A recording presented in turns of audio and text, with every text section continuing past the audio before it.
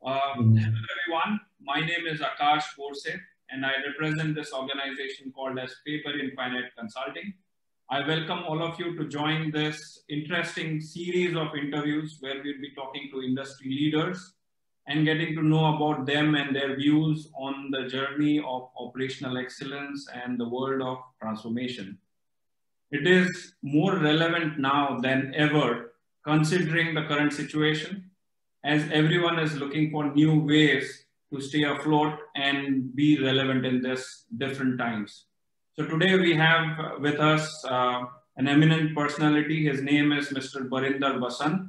Welcome, sir. Am I Thank you very much.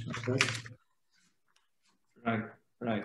Yeah. So, on behalf of Team Faber Infinite, it is a pleasure talking to you. Thank you so much for accepting this invitation, Mr. Basant. And we will talk to you about your on this particular subject that we are going to talk about. So before we start, very quickly, I take this opportunity to introduce you to the audience and the forum.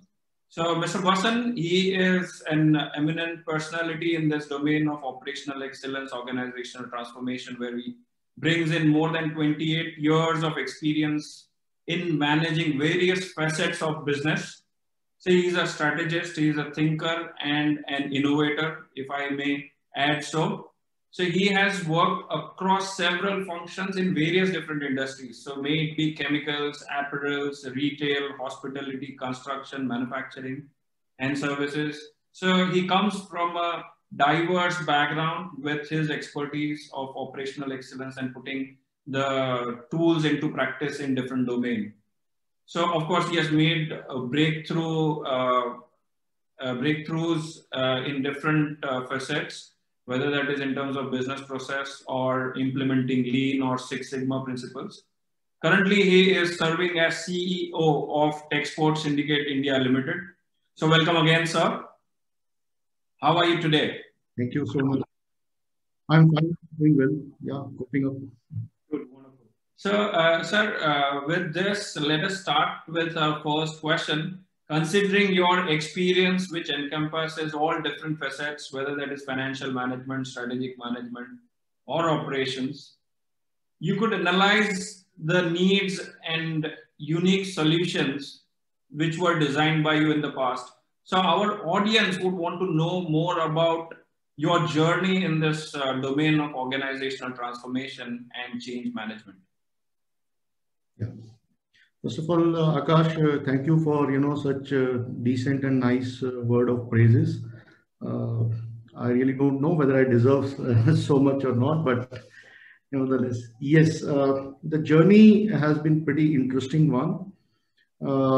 If you go by my educational background, I'm a chartered accountant. I qualified in the year 1993.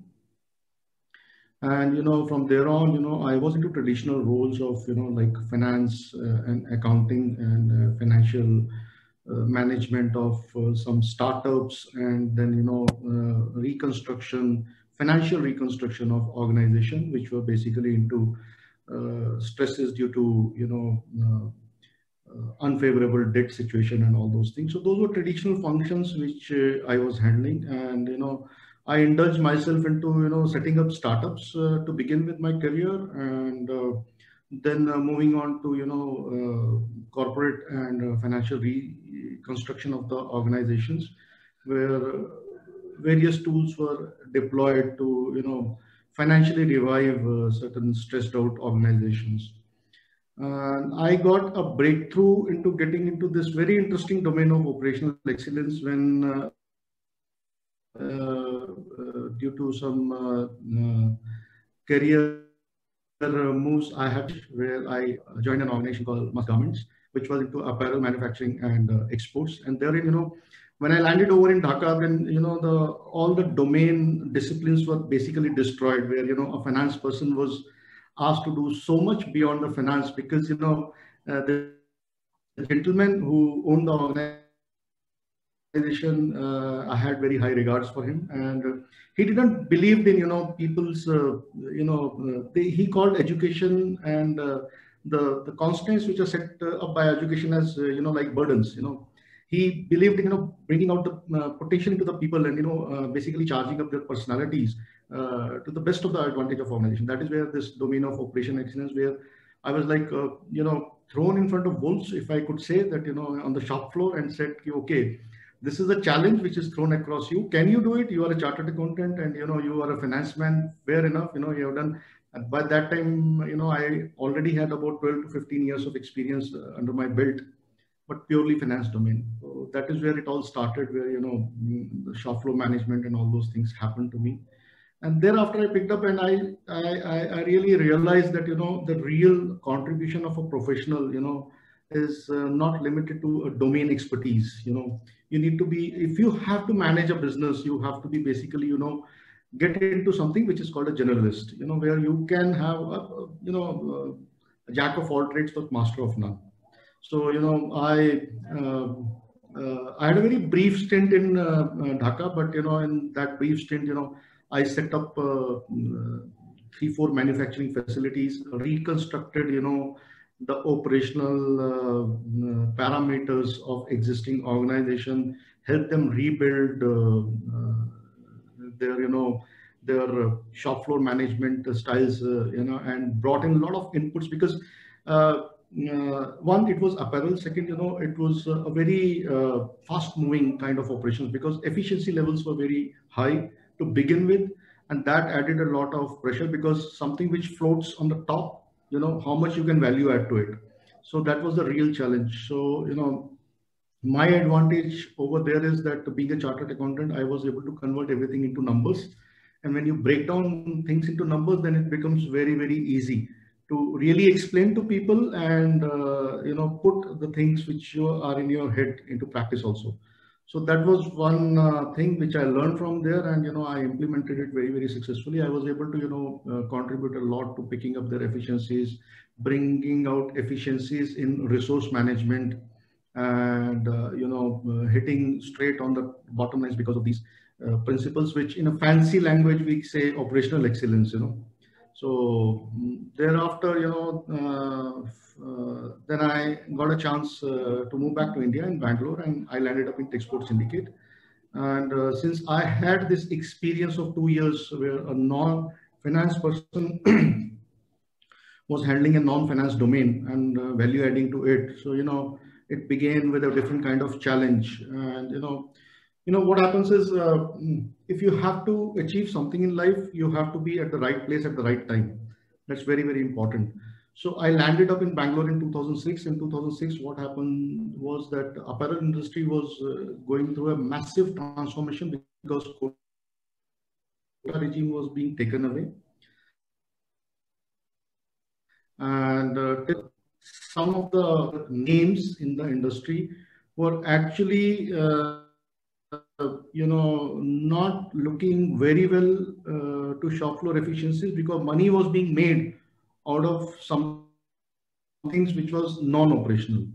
So if your cash flows are supporting in whatever way, that's more than enough for you. But what happens is that cushion was taken away because quota went out, and suddenly what happens in a span of 6 to 8 months, that all your efficiencies, because you are suddenly thrown open to your neighbors, which were doing fantastic jobs in terms of shop floor efficiencies, and which helped them to undercut massively in prices. Now, if you have to survive in business, you have to find ways to to come at that level in terms of pricing and everything, and that could come only out of shop floor. So a lot of initiatives were taken in Texport Syndicate. Since then, I am with the Texport Syndicate only. So it's a 15-year journey with the organization.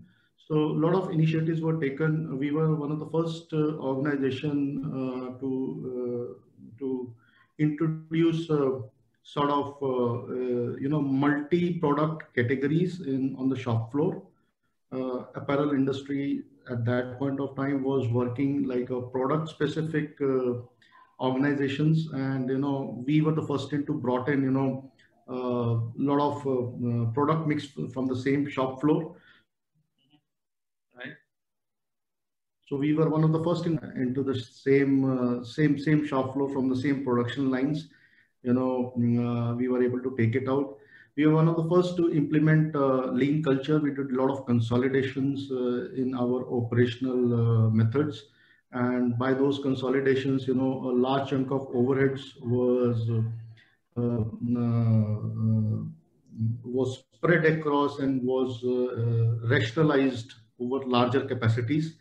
And that brought us into a level where we could be price competitive with our neighbors. That helped us a lot.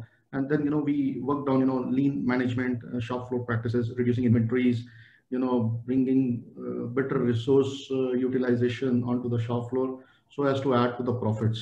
So, and once it started, this is something, which has got, it is a never ending process, because, there's no bottom line over here. It's like a bottomless kind of, so from there on till now, I have been working continuously on improving resource management, resource utilization, putting up back best practices. For last 5-6 years, the focus, industry has reached a threshold in terms of efficiencies. Now, the ethical standards and ethical values are something which are taking forefronts. Now, all the ethical standards, if you have to implement, they come at a very, very huge cost. Now, the idea is to bring out that cost and then still remain competitive, to remain afloat in business. So those are the challenges which we are facing, and we are facing it very, very successfully at this point of time. So those are things. They are massive, and I would not say risk, but opportunities came my way, and I took them, and that is where I am now at this point of time. That's wonderful. That's an amazing journey, I would say. And as they say, fortune favors the brave. So it is because you took those chances. It has been supportive, and it has been on your side. So, but very interesting journey, sir, so far.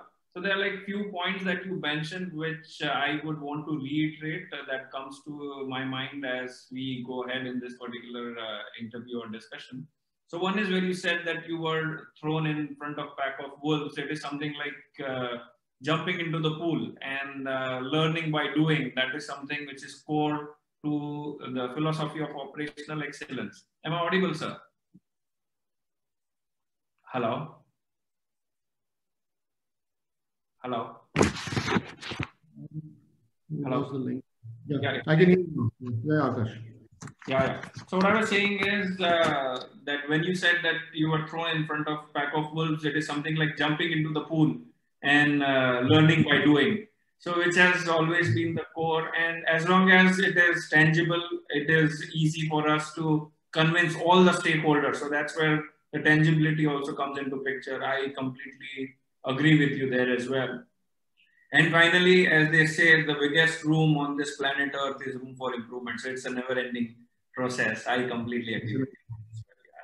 So of course, when it is, when you come from one dimension, but then when you look at all different facets of business, which the way you have explained, you have already seen all the nuts and bolts of the implementation of this. So any particular episode or challenge that you would want to highlight beyond the quota system, what you mentioned, any particular learning experience that you would want to highlight with our audience today?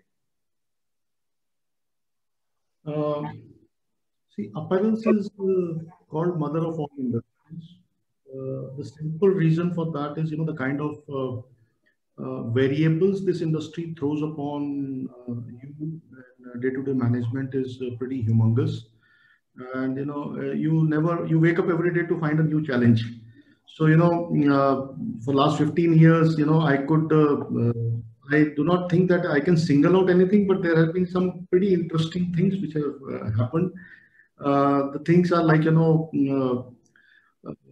always in this industry, timelines are under tremendous pressures. And at that point of time, the costs are so sensitive that your capacity utilization remains how you actually manage your capacities, because capacity it defines cost. And any unutilized capacity in this business is going to kill you. And with wafer thin margins, if you carry capacities beyond a point of time which are unutilized, it takes away years, I would say, maybe a decade or so in a matter of months. So that is something which we keep in check. So what happens is business is unpredictable. So and there is one very interesting saying in this organization, in this business, is that you're only as good as your. If a customer throws upon a challenge on you, and you cannot define any constraint to customer. Sorry, I am tied up and I can't do anything. You have to basically, customer delight is something which you should continuously work upon. So there was this interesting episode where there was a sudden surge in the business, and we were running short of capacities. When we run to create the infrastructure within a short span of time, and beyond infrastructure, the biggest challenge is that you need a lot of manpower because it remains a labor-intensive industry. So this is an industry where in 1 lakh square feet, you can generate employment for probably 5,000 people. So there was this challenge which happened where we had only a couple of days to enhance our capacities by almost 25%, and the challenge was to create the infrastructure as well as generate the manpower required to handle that infrastructure, and then turn around the order in maybe 2.5 or 3 days. That was where there's 2.5 and 3 days were not looked upon as 2.5 or 3 days. They were looked upon as like 72 hours. Wow. And a project was drawn up to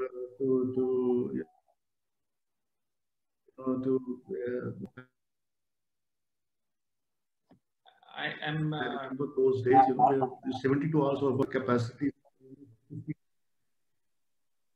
There's some network issue. I'm so sorry. I think some network issue. Please, 15 to 15.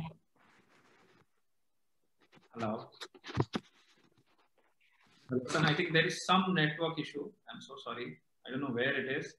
I missed the last part. 72 hours is what you were saying, sir. Sorry. Yeah, so we didn't look upon this timeline as 2.5 days. We looked it upon as like 60 to 72 hours, and we, chalked out a strategy and a plan to how to milk this 60 to 72 hours, and we were able to, add 15 to 20% of capacities in 70 hours flat to our manufacturing setup. That is one incident which basically, turned me into a person where I could say that's yes, operation excellence is something which I should be working upon, because all of the domains which are back office domains are basically a passe. This is where dynamically add on values to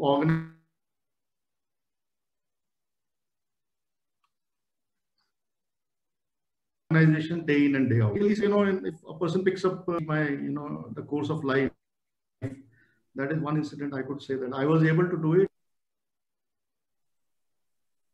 And that is interesting. So that is phenomenal. Hello. Hello. Hello. Hello. Yeah, I can hear you.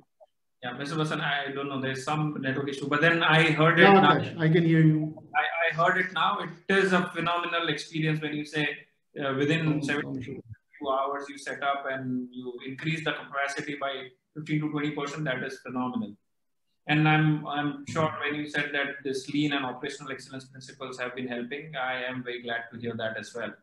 So one was that time, and today when we are in this particular different times, how is it that the garmenting industry is coping up with today's challenges? What is it that in terms of operational excellence is helping the industry today?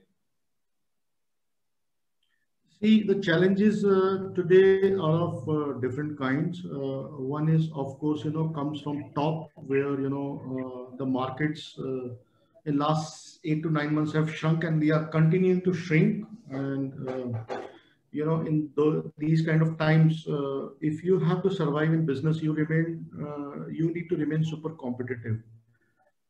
So, you have to innovate and re-engineer processes to really bring out a USP in business. Now, USP we as contract manufacturer can be only twofold, threefold rather. One is, you have to check your costs, and second, you have to ensure that the same or probably better quality is derived on those reduced cost, because if you want to enhance quality, it comes at a cost. But how do you leverage those costs and still continue to deliver not even same better quality? And the third and the biggest pressure today which is coming is is on the timelines, because fashion is such a business. Start with word two, probably we speak about 6 to 7 seasons in a year. So what does it mean? It really means that the shelf life of the product is shrinking, and when the shelf life of the product is shrinking, that means the turnaround time which goes towards a manufacturer like us also shrinks. So you have got an added challenge to turn around to, and how it can be done. It can be done only by speeding up your internal processes, be it your procurement cycle, be it your production cycle, be it your delivery cycle. So these are the three cycles which you have to continuously shrink to remain competitive and attractive to the customer, because customer will require that turnaround in the shortest possible time. And the other problem is that today customer has got too nahi to aur sahi kind of this thing also. If you can't do it, then there are many other so which are in the line to deliver and the design within desirable timelines. So that is where the whole pressure comes in. So which today is of prime importance, because you can't achieve any of these unless you very, very vehemently practice the principles of operational excellence, and you have been able to bring these principles beyond shop floor and apply it to all the processes. I think organization which practice this thing and innovating at a fast pace on these principles will always have an edge over others. I'm very glad. I'm very glad to hear those advice for the ventures or businesses which are thinking or starting to implement operational excellence. So of course, as they say, the key to operational excellence or key to customer delight is those three parameters, as you rightly pointed out: quality, cost, and delivery. So if we are working towards it as a team together, I'm sure we would be reaching towards customer delight. On a final note, my final question to you, sir, for organizations or businesses which are starting on this operational excellence journey, any particular advice to them what they should be considering in these different times? See, my advice to them would be to very keenly and very, very deeply involve themselves in terms of resource planning. Okay, there's a domain called industrial engineering. If you are into manufacturing processes, I think an industrial engineer plays a key role because he or she will be the person who will be guiding you, or perhaps telling you to how to plan your resources. And resources are the key. If you are in a labor intensive industry, your resource becomes your manpower. If you are into a technology oriented industry, then your inputs in terms of your technology and your know-how becomes your resource, and every resource comes at a cost. So it is very, very important to have a very, very deep dive into resource management and resource planning. If you have got right kind of resources in right amount is also very, very important, then you will be able to implement operational excellence methods and methodologies in a very, very easy and lucid manner. It will be a cakewalk for you. So my advice to people would be to have the right kind of resources at the right cost and in right amount. Never be a miser on those things, and bring out that perfect balance, because that is very, very important. I'm very glad, sir, you said that. And coming from a man of experience, a man who comes from a chartered accountancy background, coming from your side, it is very, very encouraging. And I'm very confident that the audience would definitely pick up the advice given by you here. Thank you so much for your time. I'm very, very glad that we connected today. I'm sure the audience will definitely pick up a leaf from this particular discussion. It was wonderful talking to you. And I thank you again and Techsport Syndicate India Limited on behalf of the entire team of Faber Infinite and our audience today for being part of this interview and sharing your valuable insights. Thank you once again. We look forward to connecting with you in the future. Thank you so much. Thank you. Thank you so much, sir.